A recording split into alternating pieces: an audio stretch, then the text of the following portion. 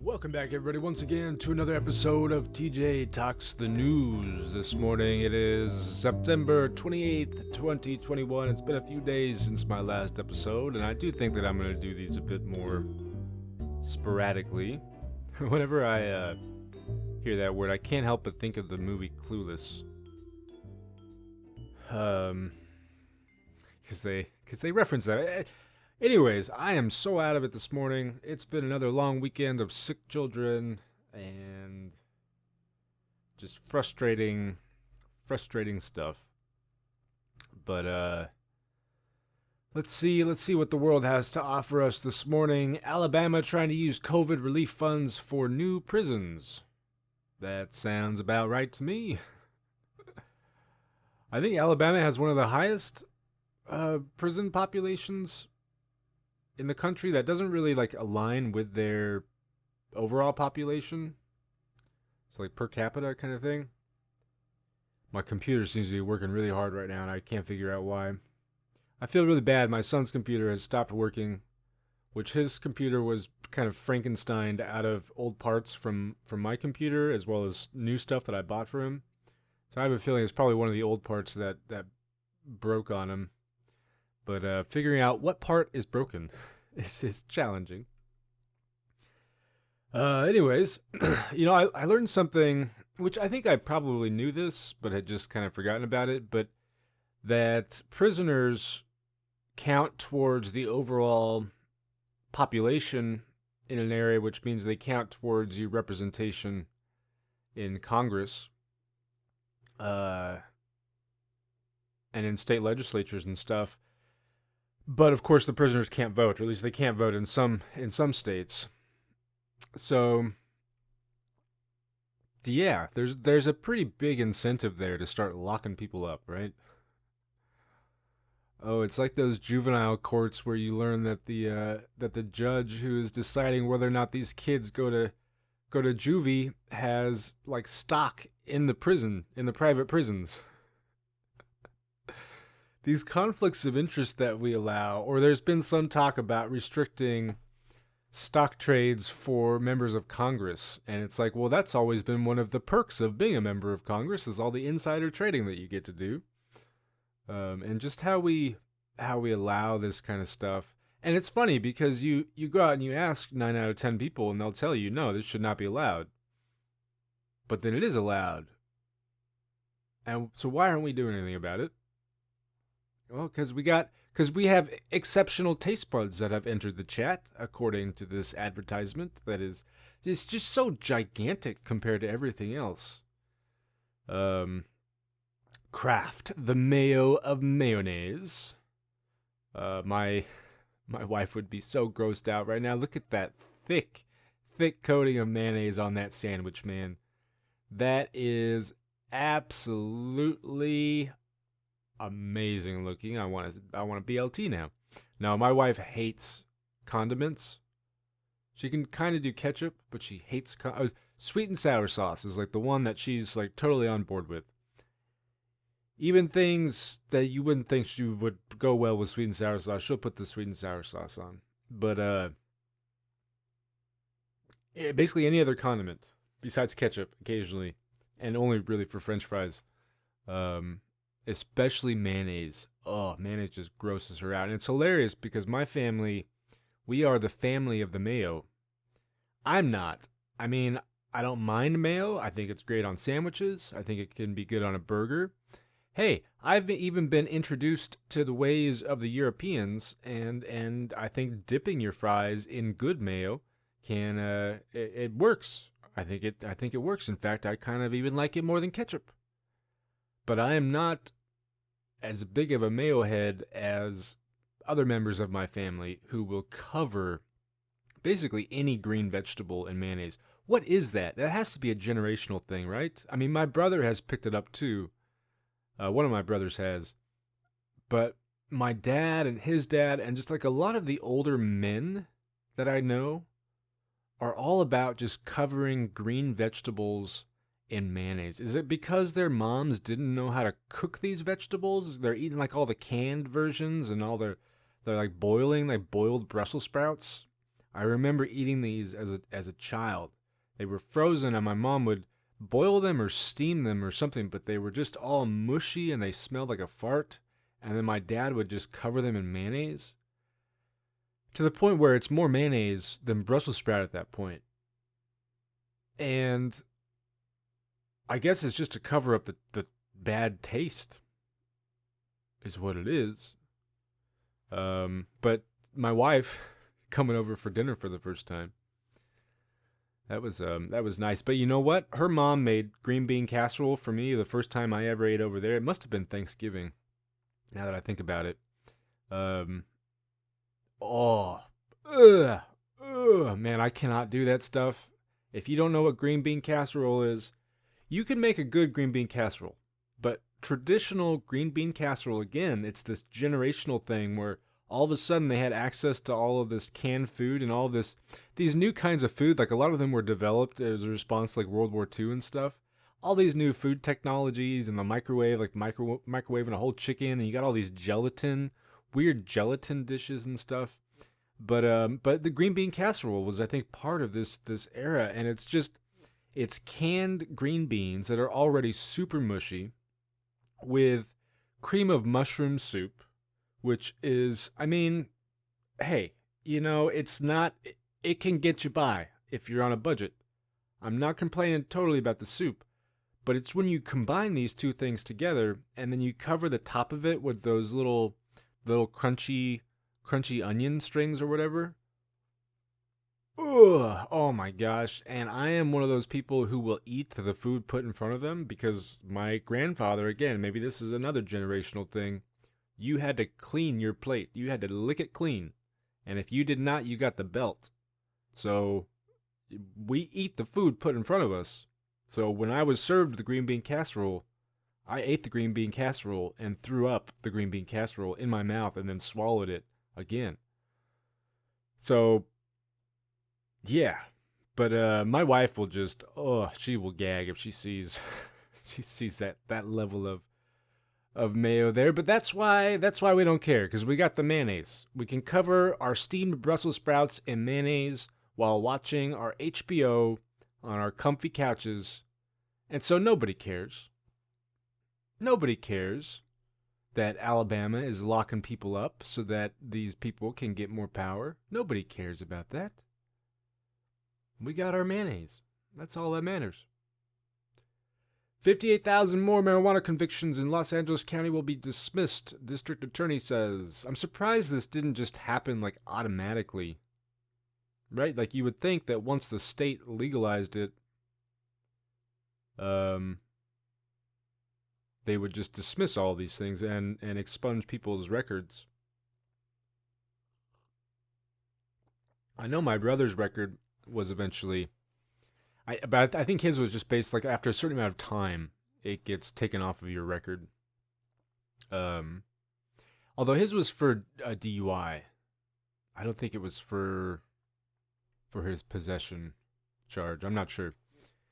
Pfizer submits data to FDA seeking to use its COVID vaccine for children ages to 5 to 11. So, things are about to get really crazy because as soon as it's approved, schools across the country are going to be mandating it for children. And, I mean, honestly, I'm kind of surprised we haven't seen more violence and stuff in response to this.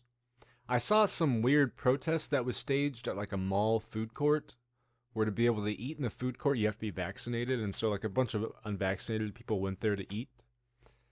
I've expected to see a lot more of that, and a lot more of that leading to violent confrontations and stuff. We have seen some of that at some of these parent-teacher meetings and PTA meetings and stuff. So,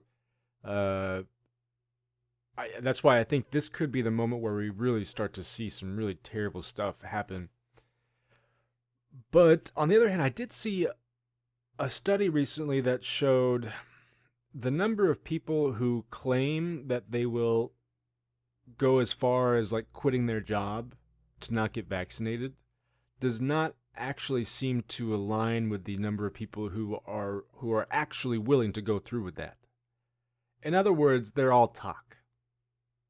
They will say they don't want to get vaccinated, um, and they'll throw a little hissy fit, but then eventually they will because they got to pay their bills. Um, which I don't know. When you put it that way, it actually sounds really terrible. But I mean, hey, but it does sound like the government is like basically holding them hostage for good reason, right? Um, they're like on the bridge trying to jump, and the government is basically sitting there and just forcing them not to jump. So sometimes it's okay to force people to do things, right? I got to learn that lesson as a teacher. That sometimes it's okay to force your will upon others for their own good. Gosh, that sounds terrible. No, no. Is it? I don't know. It sounds so bad to me. It really does. Oh, okay. There was so. Oh, yeah. So a friend of mine visited me this weekend, totally out of the blue, and he text messaged me at like 10 o'clock at night. He's like, "You awake?" And I have a new phone. I don't have any numbers like programmed into my phone. I only need to remember two numbers, and it's my wife. I guess three numbers now: my wife, my son, and my parents. So I know those numbers by heart. But and I say my parents, and it's like really only my mom because I never call my dad, which I wish I would. He and I go golfing, so that's what we got. All right. With when it comes to everything else, I got my mom. I'm a mama's boy, but uh, yeah. So, anyways, he texted me. He's like, "Are you still awake?" I'm like, "Who is this?" No. Uh, so he came over and he's a smart guy. He got me through. I in some ways, looking back, I credit him with maybe helping to guide me through. I'm not going to say he was a positive influence, but once I was where I was, he was about as positive of an influence I think as there could have been. Um, I think he taught me to some degree what it means to live a life of a principled life. Because honestly, growing up, I don't know, and it's in some ways I envy people who had a source of guidance. And of course, church, I think, and religion are some of the big ones. Now, I'm about as anti religious, anti church as you can get, but there's still something about having some kind of like, here's right and wrong, and here are some principles, some values, some beliefs to live by that will lead you to. I kind of was just floating through life, and I think my parents maybe tried to provide that for me. But they're big proponents of kind of letting people learn for themselves and challenging people and not forcing views upon people and stuff. So uh I don't know. But in some ways I kind of credit this guy with helping me get through high school, and interestingly he ended up going to the same college that I went to a few years after I started as a freshman when I was in grad school. Um, and he graduated, so he's college educated, smart guy. He just had a kid, and we're sitting there and we're talking and we're catching up. And I ask him about work, and I ask him how everything's going at his job because he works at a school. And he's like, "Oh, it's a bunch of bullshit because I'm unvaccinated," and I just kind of like, as I'm standing 2 feet away from him, kind of in shock because 10 years ago, he would have been the first person to criticize the anti vaxxers. In fact, I kind of vaguely remember having conversations with him about this, about how just utterly idiotic it is. So it really caught me off guard.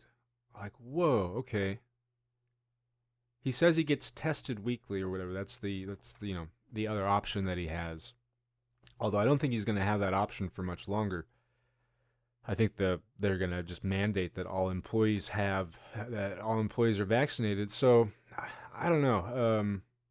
I almost wanted to tell him like, dude, leave. Like I don't want to be around you. Um, he quickly changed the subject. It was clear he didn't want to talk about it. I, you know, but it was just so weird to see this smart guy, a guy that I've kind of looked up to some degree. Now I've always known he's conservative. I don't think he's ever really considered himself any, he's just a white guy, a very white guy growing up in a very conservative area, and he's very conservative. But he's never been like crazy. Like he's, like low taxes. But on social things, he's always been like, dude, just let people do whatever the fuck they want to do. But mainly, he's just like, government, don't take my money, kind of thing. So he's just selfish. But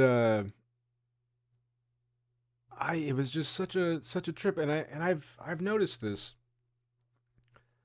with so I started kind of wondering to myself like why would he do this? And the immediate answer in my mind was his wife. His wife is much more into the political world of politics, especially online, and uh, very conservative, hardcore Trump supporter, um, big gun nut. Like she's just, and so maybe that means he's actually a lot more conservative than I ever gave him credit for because he married her, right? But I feel like maybe she's having an influence on him here because he's always kind of just been apolitical. Like he has views, and I think he votes, but he's not really involved in that until now, and he's getting involved over the vaccine thing. So it's just so strange to me. But the more I thought about it, the more I realized, boy, there are a lot of people that I know of in my life that follow a similar pattern. A lot of kind of apolitical white men who really most of the time are just like, whatever, I don't care. They're not really invested in any of this kind of stuff. Again, besides when it comes to talking about high taxes. Um, but who have all of a sudden grown incredibly passionate about this topic. And in each and every instance, there is a woman in their life who seems to be the driving force behind it. So I have two friends now in this boat. I have my father in law, and then my wife has two uncles. One of whom is, I think he and his wife may end up getting divorced because of this, because he's not going along with it. She's gone way off the deep end, like into the whole space lasers and aliens and stuff. And so, but it's really interesting to me that I've noticed this pattern, especially because I'm writing this essay for my class to kind of model for them the writing process and stuff, and then they get to give me feedback and they get to be the teacher. And one of the studies that I came across was about trying to map the anti-vax misinformation on Facebook.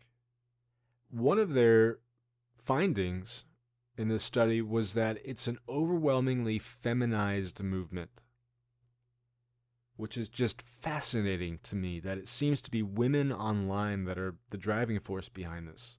And it matches up with my own personal experiences. Now, based on the data I've seen, it's mainly men not getting vaccinated, though. Right there, it's these white Republican men. So I don't know. There seems to be a disconnect there, but it's still interesting to me that there seems to be maybe a gender component to this, and I wonder why. I'm pretty sure I've seen stuff that shows that women are just more active on social media in general. And that's largely, I think, because of the way that we're socialized. So maybe that explains it. I don't know. Still really interesting, and I'm still not really sure how to respond to my friend. or to my father-in-law, or to any of these other people who it's just it's overnight almost from yeah whatever I don't care to down with the government kind of stuff, and it's amazing how powerful the propaganda seems to be. Um, that also makes me a little bit kind of doubt myself a little bit too, though, because when I see so many people around me who didn't care, all of a sudden caring deeply about this thing, I got to step back and be like, wait, am I the baddie? Am I on the wrong side of history here? um, Now that's just within my immediate context. Of course, if you broaden it out, you see that I just live in a fucking crazy city, surrounded by a bunch of crazy people. But it's sometimes it feels that way, where maybe I'm the crazy one for being so okay with a government that it has historically been corrupt in a lot of these instances. Trying to force people to get vaccinated. Um, and it's like, well, you know what? If there's probably a billion people who've been vaccinated at least by now. It's like if there weren't a billion people who were already vaccinated, maybe I would be concerned about it. But there's just so much evidence, so much data showing that this vaccine is about saving people's lives. That I just, yeah, I don't know. It's a weird feeling though to have. Um, but anyways, whenever they approve it for children and start mandating it at schools, I think it's gonna get messy. We may see kind of mass disenrollments from schools. Of course, you're gonna have state governments fighting this tooth and nail, right? Uh, we've already seen. I think Utah seems to be the state that's really kind of leading the charge in this regard. Um, and honestly, I could see this not going in Biden's favor. Um, in terms of the courts deciding that this is ultimately a state power, that it should be up to the states. Now, that makes no sense. I don't. Last time I checked, viruses don't care about where the state boundaries are drawn. So, but it's an interesting Supreme Court that we're dealing with. So, Connecticut doctor's license suspended for providing blank unsigned or blank signed COVID-19 exemption forms. It always trips me out when doctors do this. Like, haven't you made it to the top? Maybe not the top in terms of wealth, but do you really need that much more wealth? Haven't you um you've reached a position in society where basically everybody looks up to you. You should be, I would think, financially comfortable unless you have like a gambling problem, and maybe that's what's going on here. But or maybe just ideologically the doctor, in which case the doctor should not be a doctor. Father beats up pastor allegedly caught on video touching boy at bus stop. Vigilante justice, you see all the awards this gets, and you go into the comments and people will be celebrating this kind of stuff. But then the story will come out like 6 weeks later that, hey, it was the wrong pastor or whatever, Um, that's why maybe the founders were onto something when they talked about protecting us from the emotions of the masses. Because we would end up with a lot of this kind of stuff. Says the guy who is a huge proponent of direct democracy. Alabama schools facing unprecedented food shortage. Interesting. I'm curious why this is. I gotta click on this one. It's probably just supply line issues, I would think. Your child's school lunch might look a little different right now. Supply chain issues and staffing shortages brought on by the COVID-19 pandemic are forcing schools to get creative to keep their students fed. Wait, staffing shortages? But I thought the staffing shortages were caused by all that yummy, yummy unemployment money that the states got rid of. So now that it's gone, there should be no more staffing shortages, right? But maybe that wasn't the real reason people didn't want to work crappy jobs for crappy wages. Um, I actually don't know. I imagine the wages aren't going to be that great for like a cafeteria attendant at a school. But maybe it's not that bad. I don't know. My wife's aunt was actually did that for like 30 or 40 years. So, and she loved it. She loved getting to see the kids every day. So that's and we've been dealing with this for a while. I think this would be something really interesting to study if like you're an econ major or something. Um or engineering. I don't know what major would do it, but just the supply line and how COVID has just disrupted everything. Even though we're kind of sort of back to a normal, how the supply line issues are almost getting worse. And how just like one little hiccup can cause these mass problems. I guess I don't know. I was reading about it, and it's like one vendor will over order, trying to estimate what the demand is going to be, and how then that leads to this kind of snowball effect. Uh, it's really interesting. Would make an interesting topic for an essay, I think. Universal voting by mail becomes permanent in California. I mean, they say permanent, but they could always find a way to stop it, right? I hate when they say, like, the child tax credit was permanent child tax. Yeah, as we can see, with what's happening in Congress right now, it may not actually be permanent, and they're likely going to add some kind of work requirement to it, which just trips me out. Like, okay, we need to help these people who are in desperate need of help. But before we help them, we need to make sure that they help themselves. And if they don't help themselves, then we're not going to give them any help. What, like, it reminds me of how the schools that were getting, doing poorly on their tests would get less funding. Like, don't you think you need more funding at that point? And then the real answer is no, because we actually spend a lot on education in this country. We just don't get the returns that other countries get, because maybe it's not really a money problem. I do think it's a money problem. It's more about where that money is going. I think it's I think the problem is that you have fucking kids growing up in families right now where their parents are telling them that their teachers are trying to brainwash them, that their teachers are evil, that the education system is evil. That's what the problem is. It's the devaluing of the education system as a whole by the Republican Party.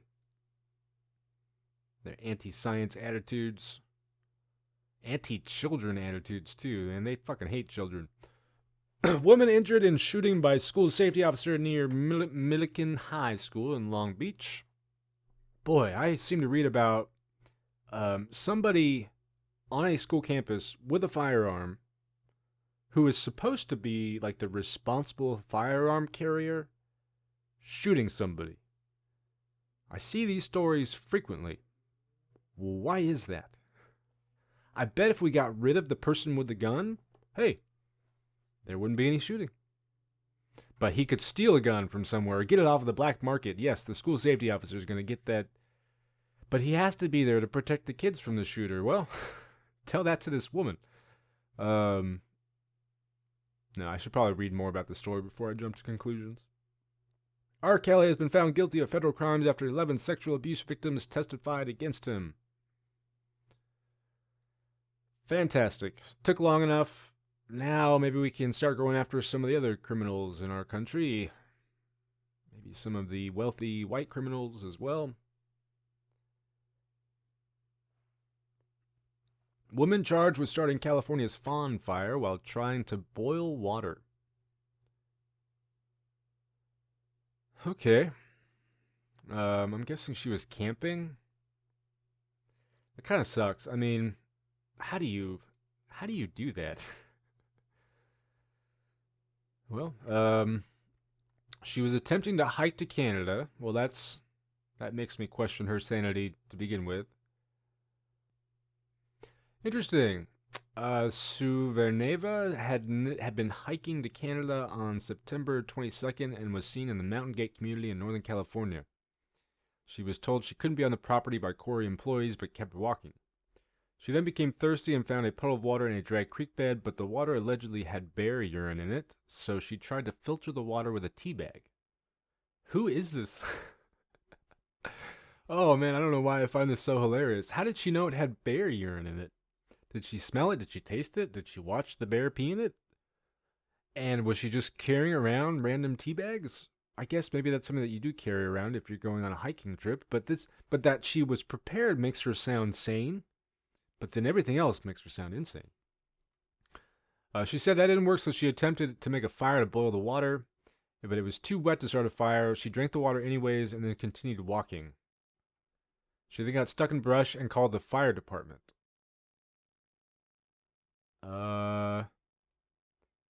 She was found with CO2 cartridges, a cigarette lighter, and a white item containing a green leafy substance. Are you serious? Like a joint? Like a marijuana cigarette? Yeah, this sounds like a crazy person setting fires, not like somebody hiking to Canada who was just accidentally boiled water and started a fire kind of thing. But well, that was very entertaining to read. It's unfortunate about all the destruction and stuff that happened as a result, but at least I could get a few moments of entertainment, right? That's all that matters. Get my mayonnaise and my entertainment. All right, you guys, I think that's going to be it from me for today, this lovely, lovely September 28th morning. Thanks for watching. Hope you enjoyed, and I will see you another day.